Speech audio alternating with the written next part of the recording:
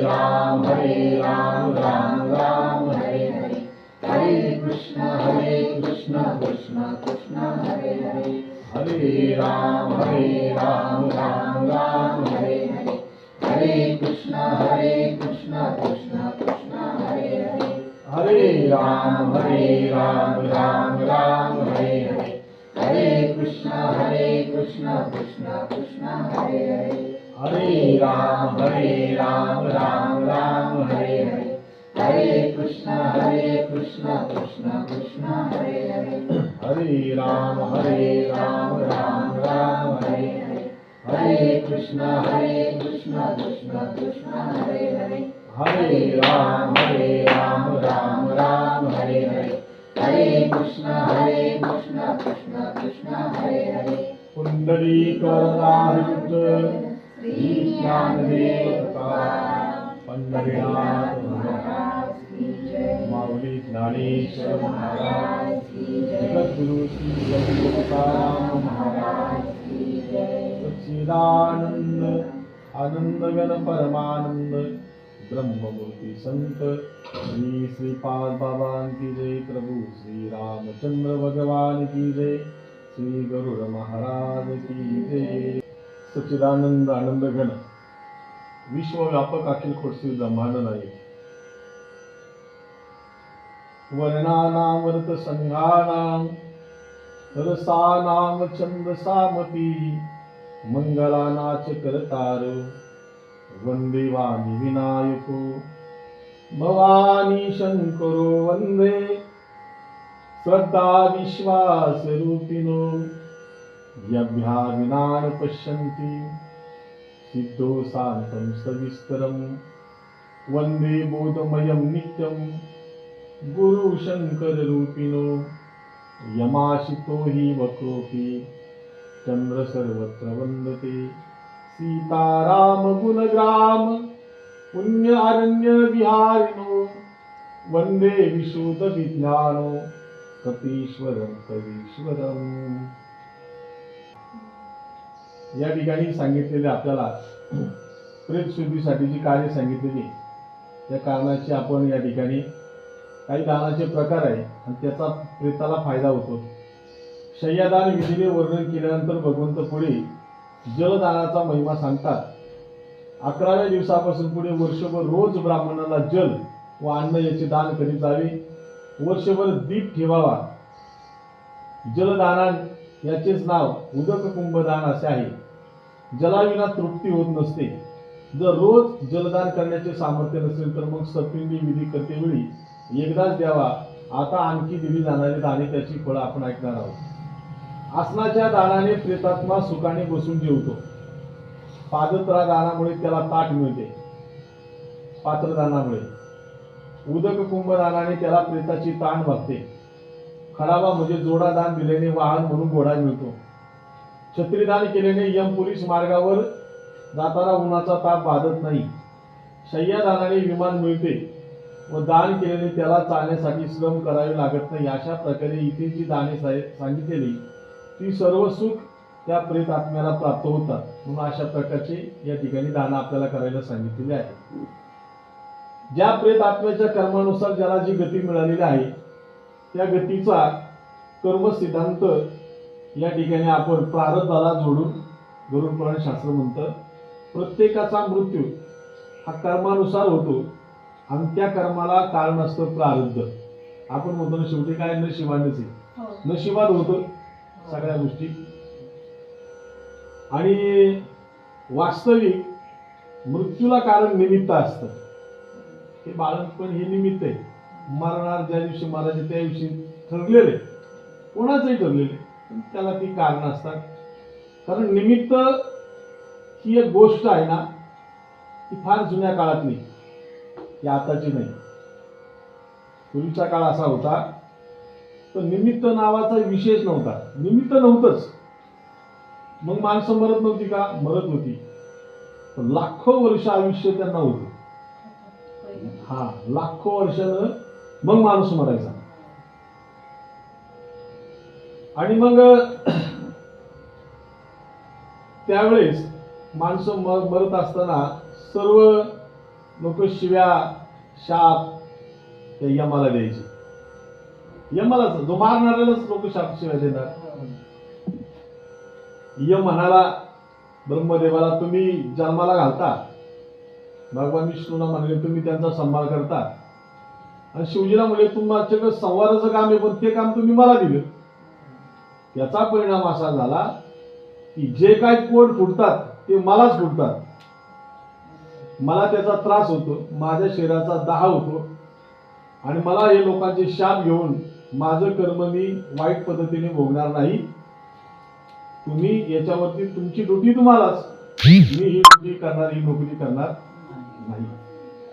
आणि मग अशा प्रकारे ते सर्व काम भगवान शंकराकडे आलं, आणि भगवान शंकराने मग एका काही सप्त ऋषींना सांगितलं.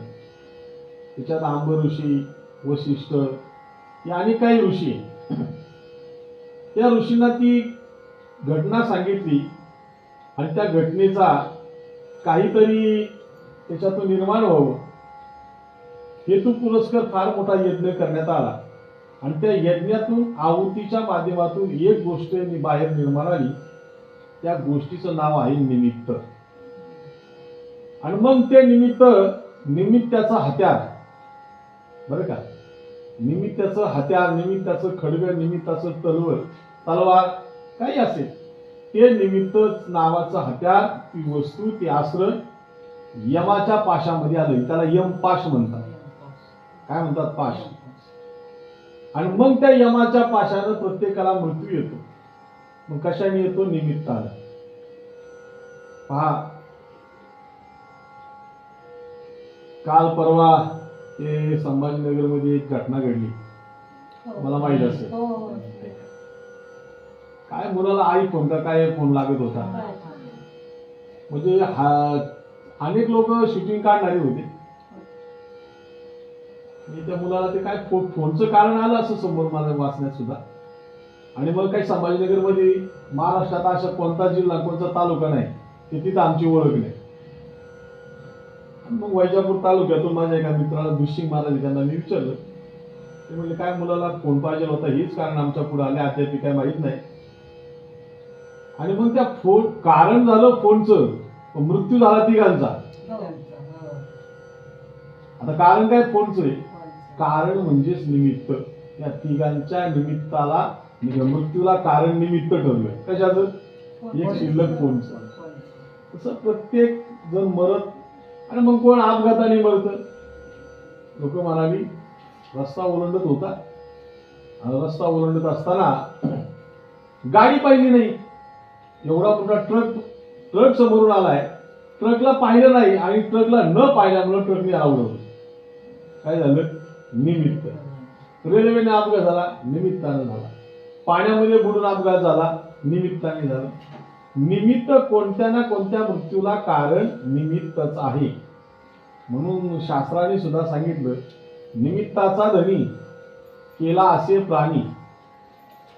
प्रत्येक जीव हा निमित्ताला कारणीभूत आहे, आणि निमित्ताने माणसाला मृत्यू येत असतो. अनेक प्रकारची मृत्यूची लक्षणे. शेवटी काय माहितीये का? जन्माला आल्यानंतर प्रत्येकाच्या ललाट पत्रिकेवरती काही अक्षरे लिहिल्यात. ललाट पत्रिका म्हणजे काय? कपाळ, याला ललाट म्हणतात. हे मस्तक, हे ललाट, बरोबर का? तर या ललाट पत्रिकेवरती अक्षरे लिहिली प्रत्येकाच्या, या पोरीच्या सुद्धा आहे. तुम्ही असे डोळे जर वरती घेतले ना, तर तुमच्या अक्षर मी वाचू शकतो इथं बसून. हो, तुम्ही आरशात पाहिले होतं ना, तर तुमचे अक्षर तुम्हाला दिसणार नाही.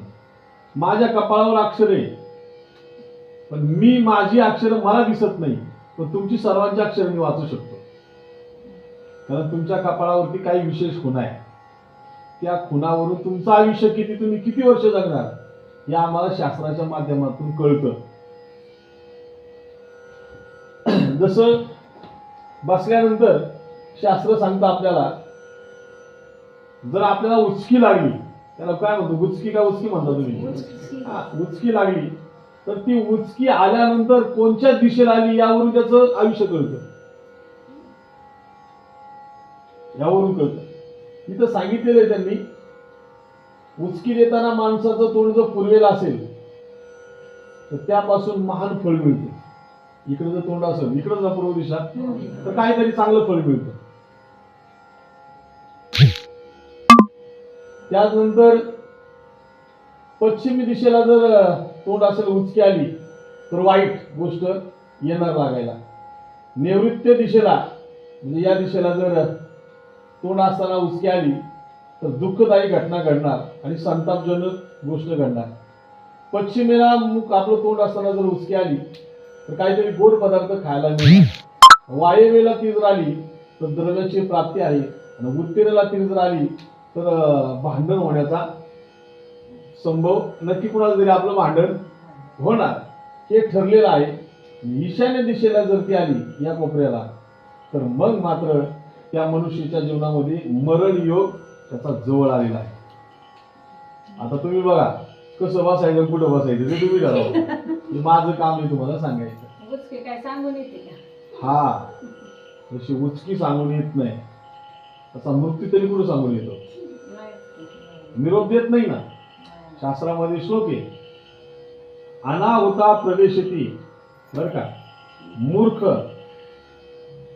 आळस आणि मृत्यू या तीन गोष्टी अनाहुता म्हणजे न निमंत्रण देता येतात.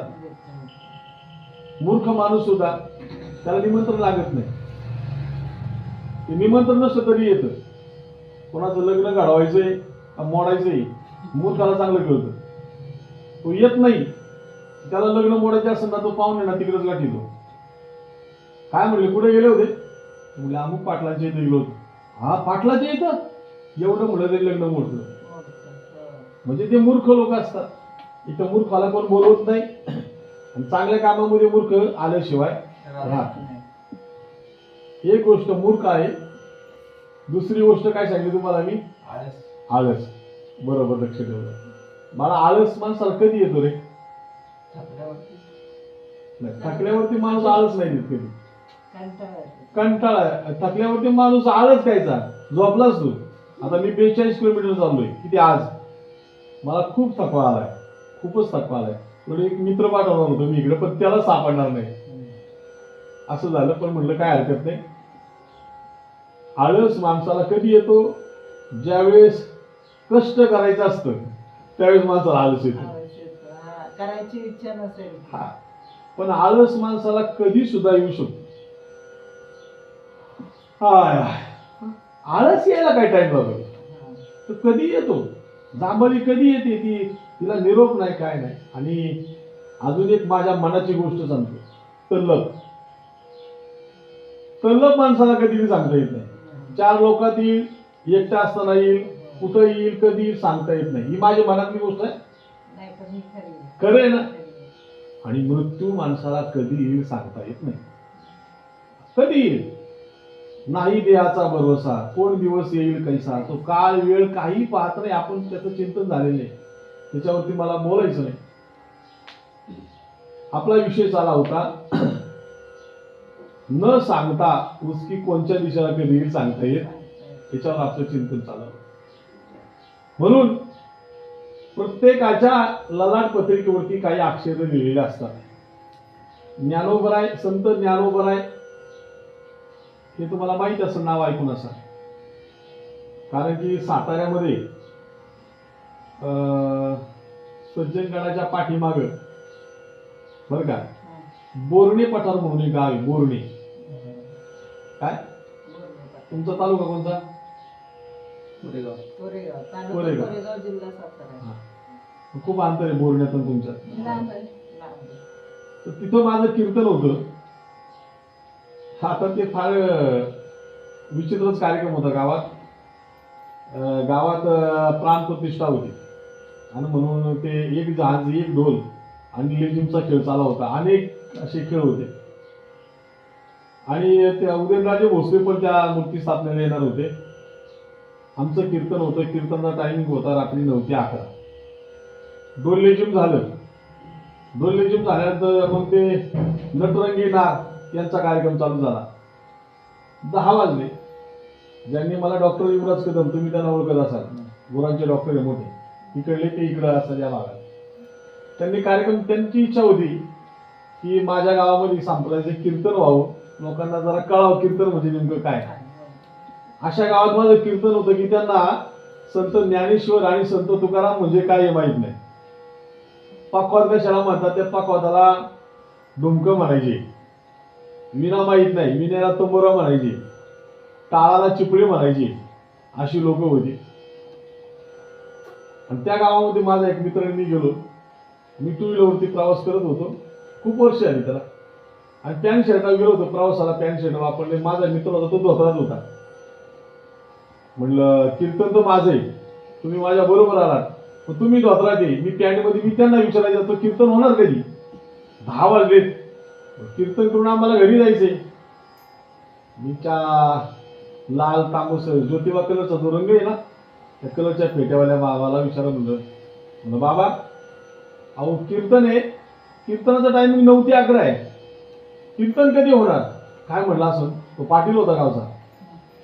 आणि मग अहो म्हणलं आळंदीहून महाराज आले, त्याचं कीर्तन कधी होणार.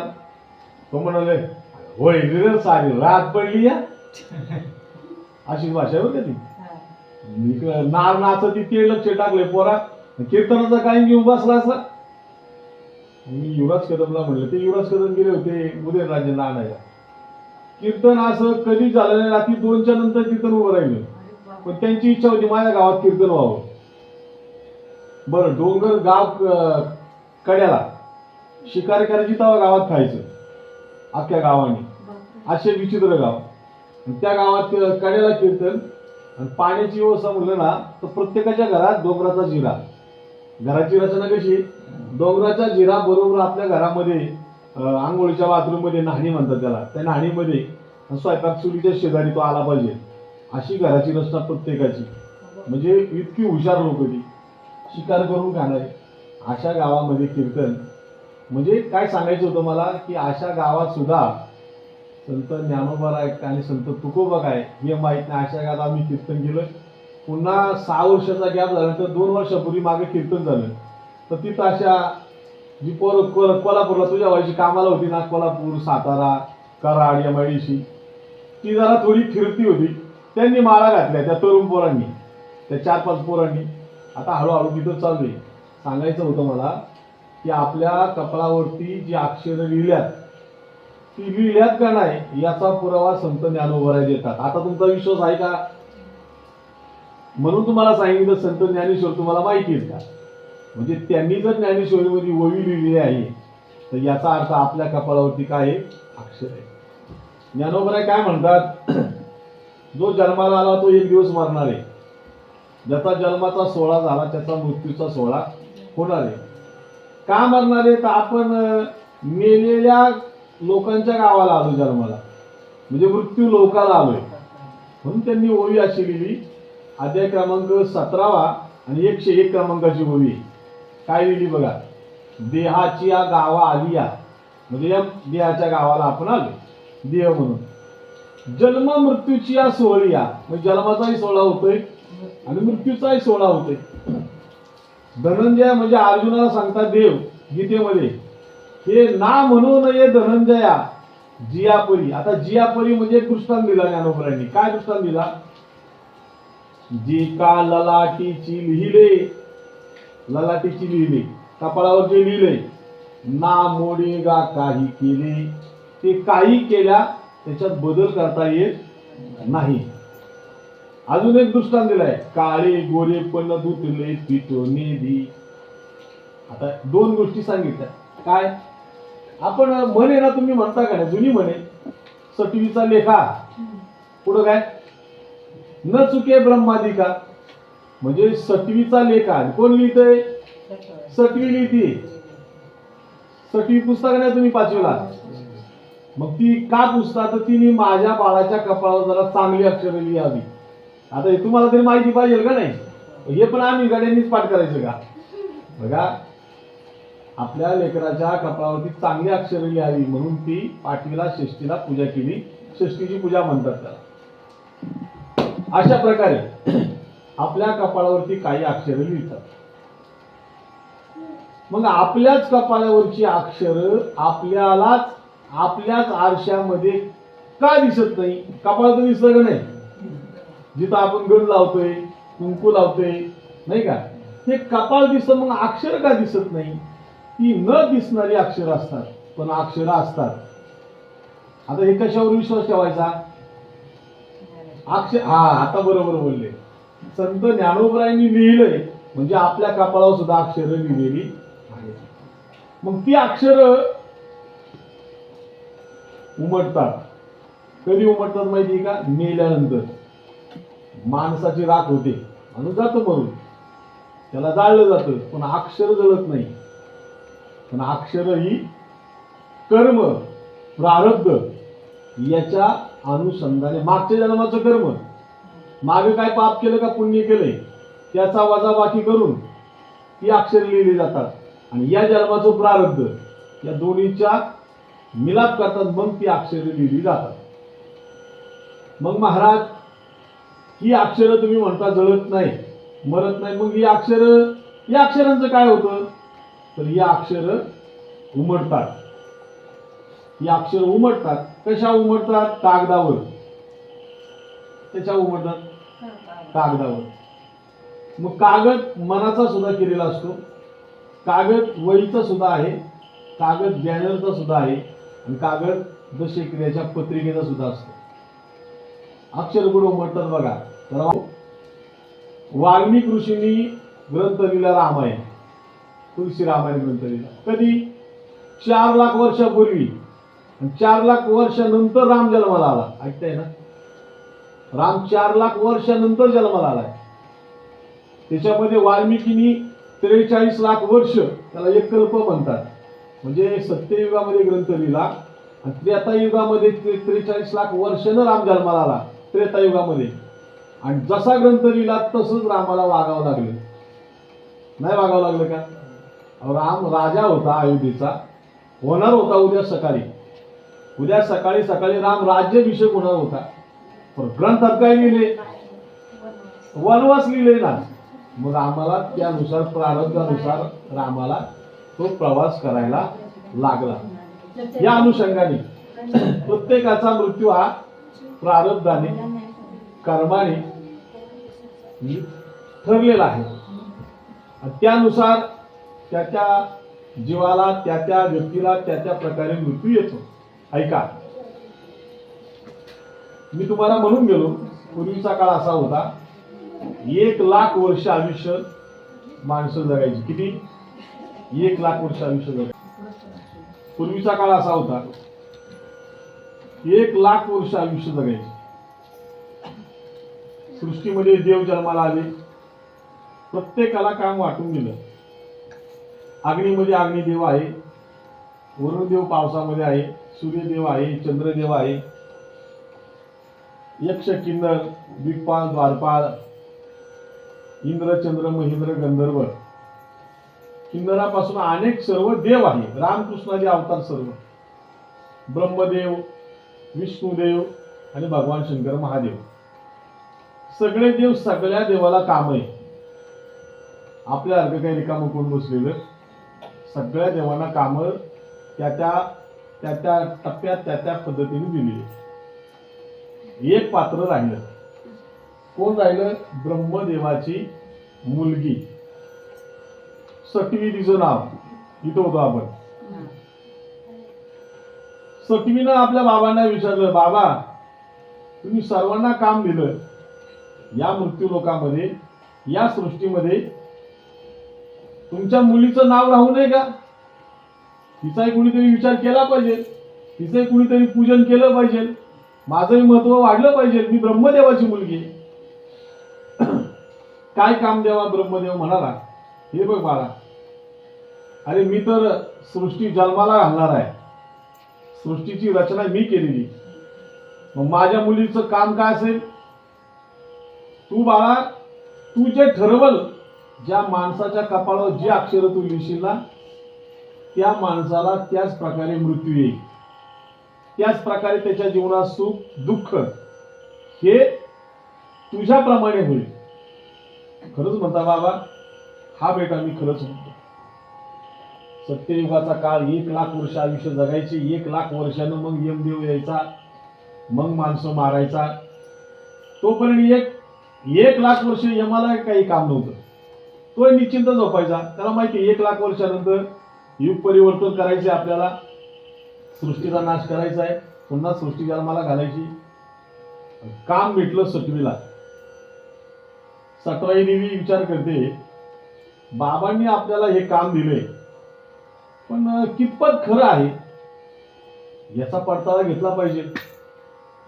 म्हणून काय केलं तिनं, नळ नावाचा राजा आहे सत्ययुगामध्ये, त्याची असणारी बायको दमयंती.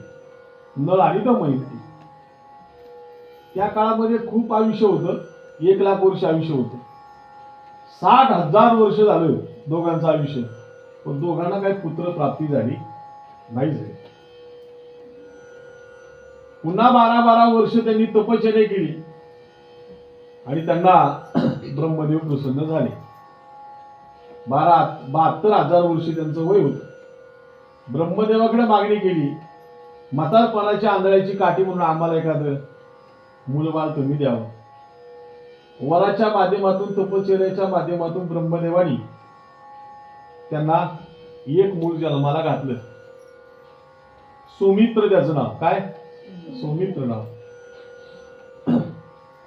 सौमित्र जन्माला आला आणि 5वीच्या दिवशी सटवीनं विचार केला की आपण या बाळाचं भविष्य लिहायचं, आणि आपल्या बापांनी खरंच आपल्याला काय असा आशीर्वाद दिलाय का ते टेस्टिंग करायची, परीक्षा घ्यायची.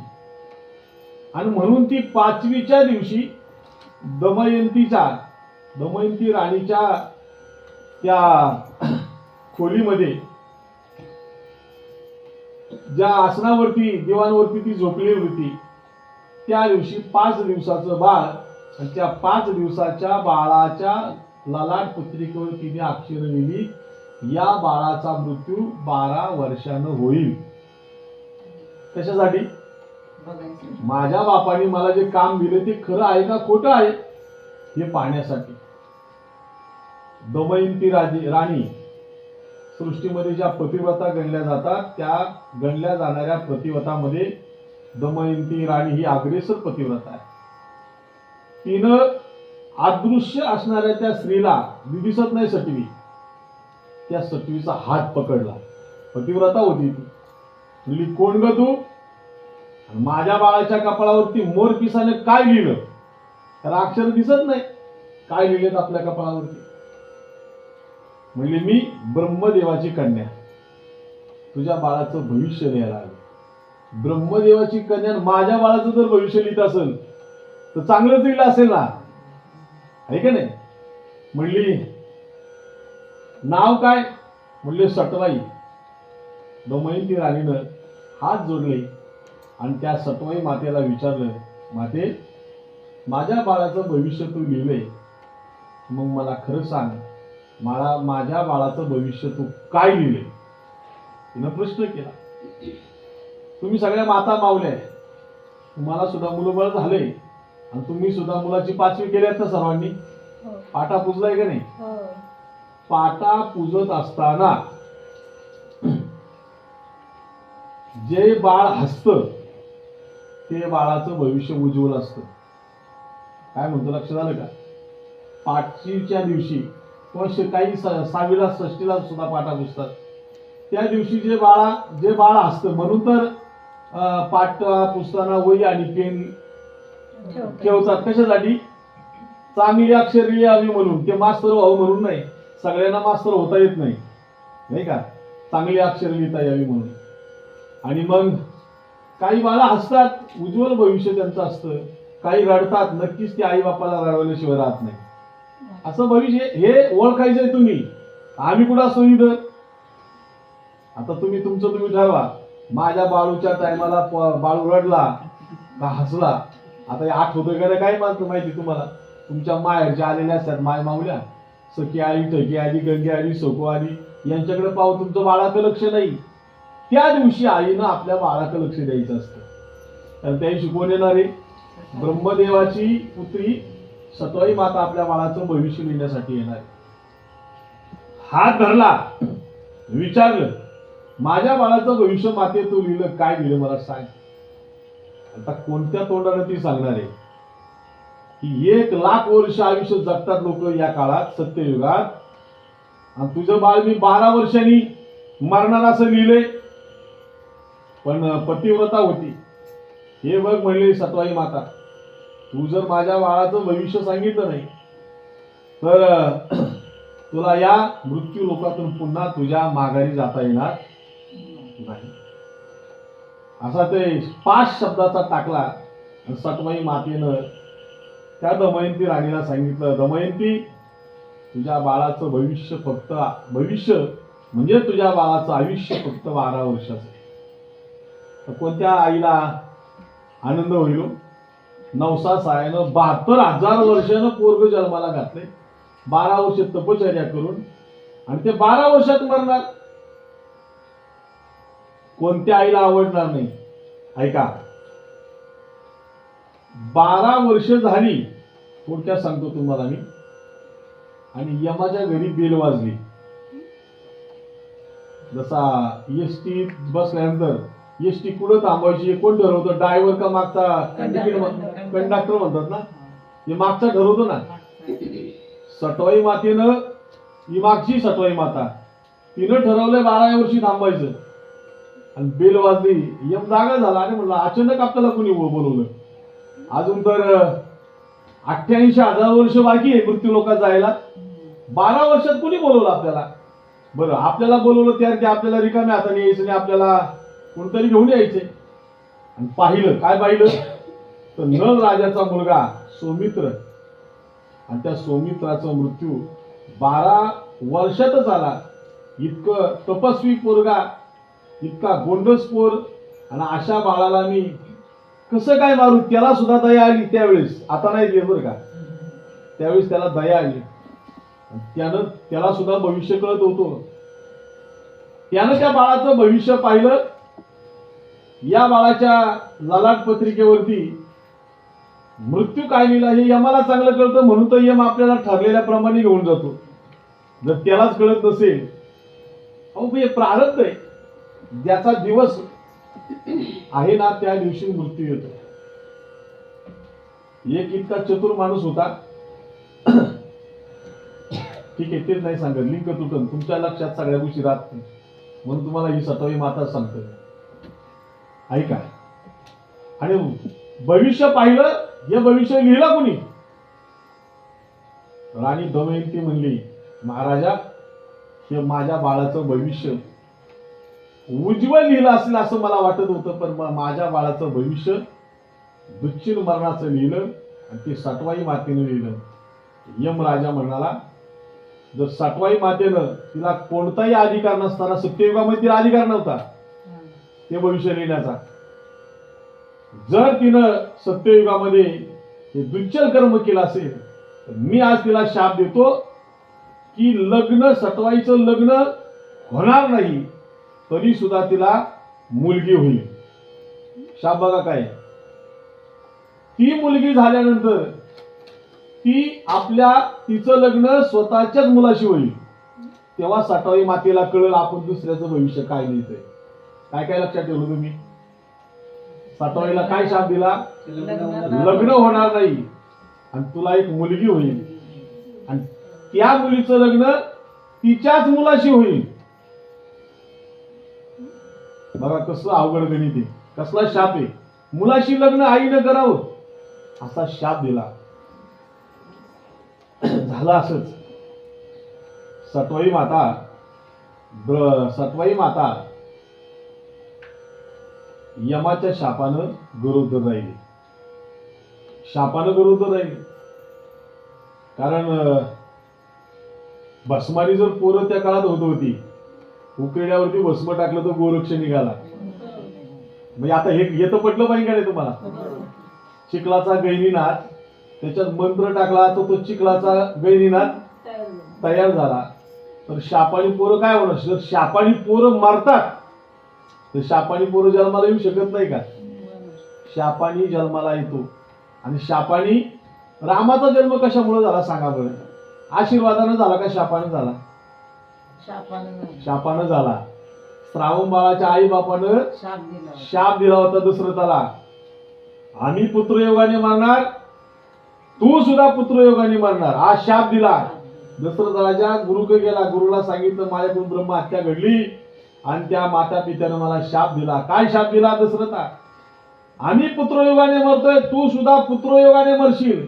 अरे म्हणला मग तर उड्या मार, आनंदाने साखर वाट, तुझ्या प्रारब्धामध्ये मुलबाळ नव्हतं, पण त्या ब्राह्मणाच्या शापानं तू मुलबाळ तुला होणार आहे, कारण त्यांनी सांगितले पुत्र शोकाने मरशील, म्हणजे तुला मुलं तर होणार का नाही. हा आनंदाची गोष्ट, म्हणजे शापाने मुलं होतात हे तुम्हाला सांगितलं. आणि सटवाई माता गरोदर राहिली. सटवाई मातेच्या लक्षात आलं माझं लग्न झालं नाही, तिला शापाचं काय माहितच नाही, आणि मी गरोदर कशी राहिले, पण मी समाजात कसं गेलो, बरं मी समाजात जाणार नाही त्या अर्थी मी कोणाचं ललाटपती घेऊन लिहिणारच नाही.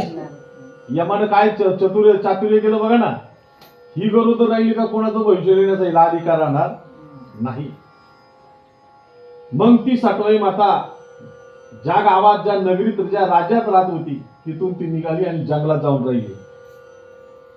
इथं माई मावल्यांना मी विचारतो, कोणत्या सटवाई मातेचं मंदिर गावात आहे?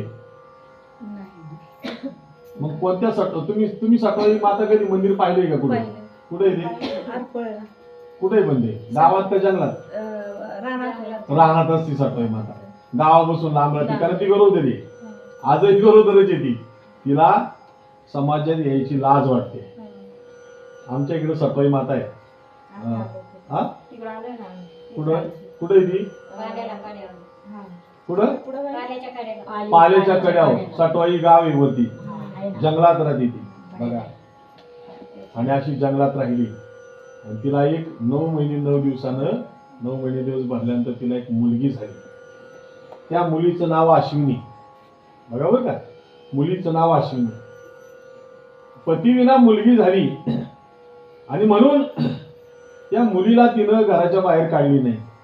जर या मुलीला लहानपणा जर घराच्या बाहेर काढली, झोपडीच्या बाहेर, तर लोक विचारतील ना ही मुलगी तुझ्याकडे कशी, काय उत्तर द्यावं? उत्तर नाही, म्हणून त्या मुलीला तिनं 12 वर्ष आपल्या घरात ठेवलं, बाहेर जाण्यास तिला परवानगी नाही. 12 वर्षानंतर मुलगी तिची बुद्धी उपर झाली. आता माझा शब्द लक्षात घ्या, तिची बुद्धी उपर झाली, नवे तिला उपरपणा आला. लक्षात आलं ना?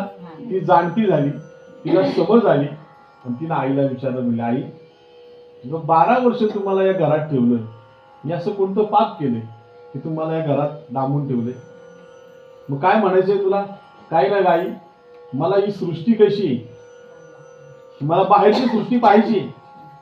खिडकीतून मी पाहते तर आई तू त्या तळ्यावरून पाणी घेऊन येते, तू त्या तळ्यावर जाऊन आंघोळ करते ना, आंघोळीला पाणी मला इथं घेऊन येते. आता मला कळतंय नाही, मी हे जंगल सोडून जाणार नाही, तुला सोडून जाणार नाही. तू त्या तळ्यावर जर आंघोळ करत असेल, माझ्यासाठी आंघोळीला पाणी घरी घेऊन येत असेल, तर मी आता जाणती झाली, मी डोक्यावर पाणी वाहू शकते, तर मी त्या तळ्यापर्यंत फक्त जाते आणि तळ्यावरती आंघोळ करते. सटवाई माता विचार करते, काय हरकत आहे म्हणली, हे तळ समोर दिसते, हा तलावावर आहे, तलावावरती निर्जन ठिकाणी दे बरं, तिथं कुणीच येत नाही, आणि मग जाऊ दे माझी मुलगी गेली तळ्यावरती. आणि सहज ती तळ्यावरती गेली. तिनं आपल्या अंगावरचे वस्त्र एका झाडावरती ठेवले आणि ती त्या तलावामध्ये आंघोळीला गेली. यमानं डाव साधला. यमानं काय केला? त्याला पश्चाताप झाला होता त्या मुलाला मारल्याबद्दल. यमानं डाव साधला आणि यमानं आपला रेडा पाठवला पुढं त्या जंगलामध्ये. आणि त्या रेडा, आता तो यमाचा रेडा आहे, तो काय आपला रेडा आहे का तवा गावातून फिरणारा गरगरा?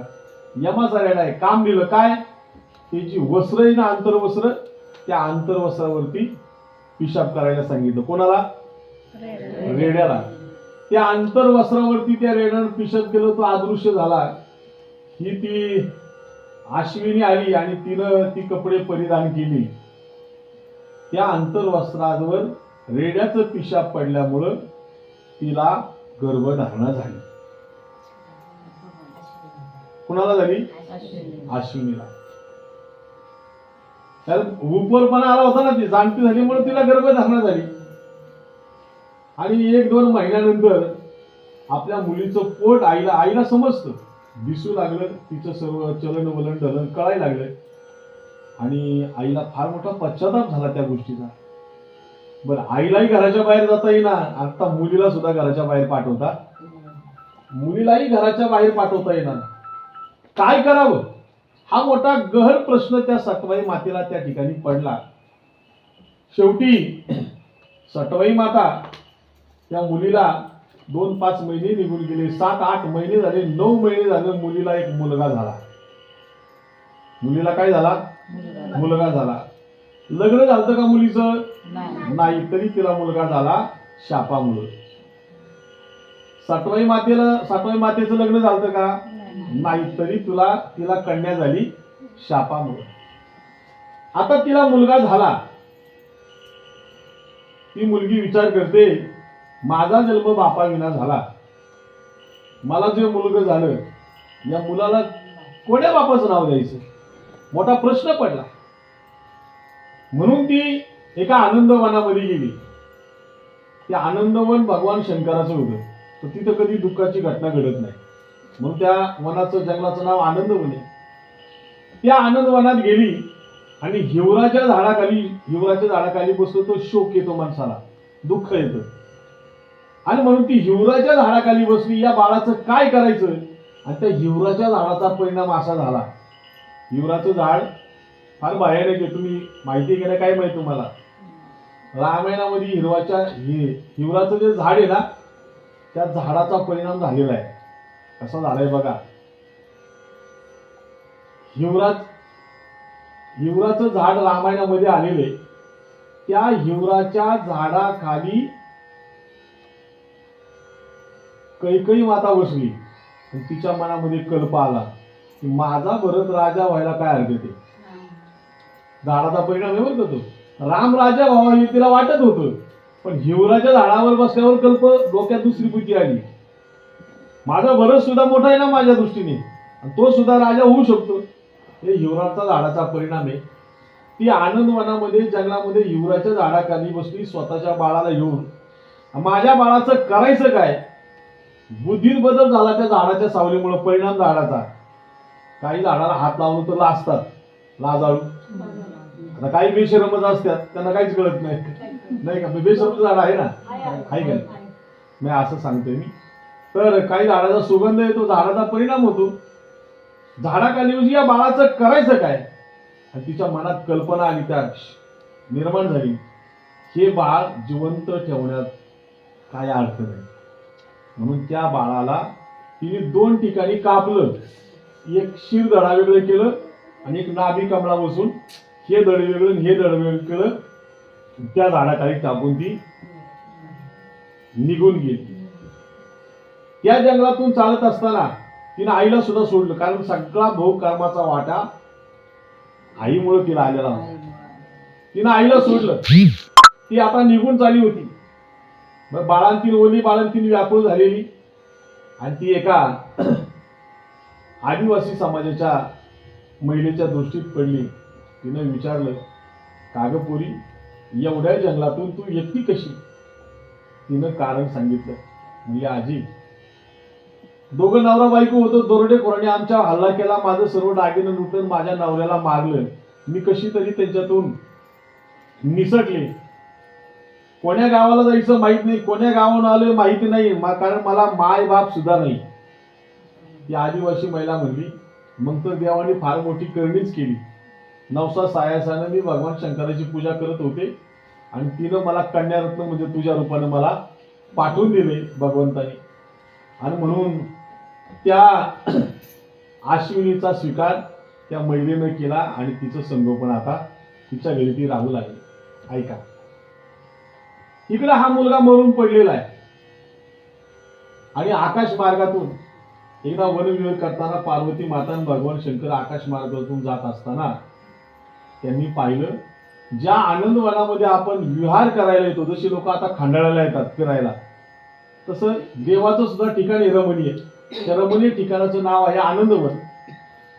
भगवान शिवजी आणि सटवाई माता त्या आनंदवनातून जात असताना भगवान शिवजी आणि पार्वती माता ते आनंद वनातून जात असताना पार्वती माता आपल्या पतीला विचारते, मालक, ज्या आनंदवनामधून आपण विहार करतोय त्या आनंदवनामध्ये काहीतरी दुःखाची घटना घडली.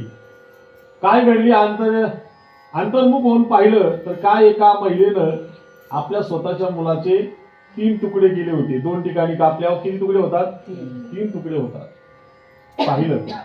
पार्वती माता शिवजीला म्हणाली, मालक, या आनंदवनाचा याला कोण आनंदवन म्हणत? याला आनंद इथं जर दुःखाची घटना घटत असेल तर तुमच्याकडे संजीवनी विद्या आहे, तुम्ही संजीवनी मंत्र जपा आणि या बाळाला जिवंत करा. शिवजीनं संजीवंत मंत्र जपलास आणि त्या बाळावरती टाकला. बाळ जिवंत झालं. आणि बाळ आता रडायला लागलं. रडत होतं बाळ. शेजारून एक गाई गुरु राखणारा, मेंढ्या राखणारा धनगर झाला. त्यानं ते बाळाचा आवाज ऐकला. आजूबाजूला पाहिलं, कोणीच नाही. लक्षात आलं कोणीतरी बाळ टाकले, बेवारस निघून गेले. आणि मग किंवा हिंसक पक्षाने याची आई बाप माता पिता मारून टाकली असेल, या बाळाला आपण घरी घेऊन जावं. तोही बिचारा निपुत्रिकच होता, धनगर, गाई मेंढ्या राखणारा. तोही विचार करतो, मला देवानं प्रसाद दिला. इकडं अश्विनीची ती आदिवासी मानस आई, ती विचार करते, मला देवानं प्रसाद दिला. ती लहानाची मोठी म्हणजे 12 वर्षाची होती, ती आता 30 वर्षाची झाली असेल, म्हणजे मोठी झाली ना. बघता बघता हा 18-20 वर्षाचा झाला. दोघं तारुण्यातच आहे. लक्षात घ्या, 12 वर्षाचा फरक आहे. हा मोठा झाल्यानंतर बाबाला म्हणला, बाबा, दुधाच्या कावडी घेऊन तुम्ही शहरात जायचं, दूध विकायचं. तुमचं वय झालं बाबा, आता उद्यापासून दूध विकायला मी जाणार. तिकडं ती सुद्धा म्हणाली, आदिवासी जी महिला होती ना, ती अश्विनी म्हणाली, आजी, हे बघा, आता तुम्ही कशाला, आता तू जायची, रोज जाती भाजीपाला नाही का, ती करतुली हे वगैरे विकाय लोक येतात आदिवासी समाजाची तुमच्या खंडाळ्यामध्ये, लोणाळ्यात. तर म्हणजे आता मी जाईल. आणि म्हणून ती बाजारात आली. तसा हाही बाजारात दूध विकायला अलीकडे बसला आणि ती भाजी विकायला पलीकडे बसली. आता शेवटी काही ईश्वर सत्य पुढे विलास नाही. दोघांची नजर झाली. याला असं ती याला वेगळं वाटलं, तिलाही त्याच्याबद्दल कुतूहल वाटलं. शेवटी रोजची भेट, रोजची नजर शेवटी एकामेकाला दोघांनी विचारणा केली. बरं, दोघी चांगल्या कुळातले जे नाव वंशज, त्यांचा वंश ब्रह्मदेवाच्या परंपरेतलेचे नाही. शेवटी ती म्हणजे आईला विचारावं लागेल, हा म्हणला बाबांना विचारावं लागेल. यांनी याच्या बाबांना विचारलं, तिने तिच्या आईला विचारलं. दोघांची संगमत झालं, दोघांचं लग्न झालं.